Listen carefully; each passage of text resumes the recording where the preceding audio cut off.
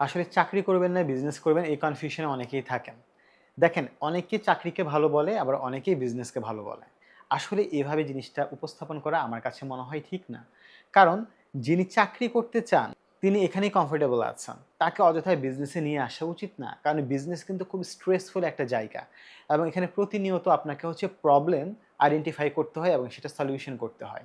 চাকরিতে আপনি ছুটি পাচ্ছেন কিন্তু বিজনেসে কিন্তু আপনি ছুটি পাচ্ছেন না। যে মানুষটা একটু আরামের জীবন চায়, একটা স্ট্রাকচারের জীবন চায়, তাকে যদি আপনি বিজনেস করতে বলেন, তাহলে কিন্তু তার জন্য এই ডিসিশনটা ঠিক হবে না। আবার একইভাবে যে হচ্ছে অনেক প্রবলেম সলভ করতে চায়, অনেক ডাইনামিক, যার অ্যাম্বিশন অনেক বেশি, তাকে যদি আপনি ছোটখাটো একটা চাকরি অথবা যেকোনো একটা ভালো চাকরি ধরিয়ে দেন না কেন, তিনি কিন্তু ইন্টারনালি স্যাটিসফাইড থাকবে না। তো আমার মনে হয় যে আপনি ১ম এ নিজেকে আবিষ্কার করার চেষ্টা করুন যে আপনার চাকরি ভালো লাগে নাকি বিজনেস ভালো লাগে এবং কেন ভালো লাগে? হোয়াই শব্দটা এখানে খুবই ইম্পোর্টেন্ট এবং আপনার ইনার হোয়াই কে আপনি খুঁজে বের করুন, যেটা আপনার ভালো লাগে আপনি সেটাই করুন।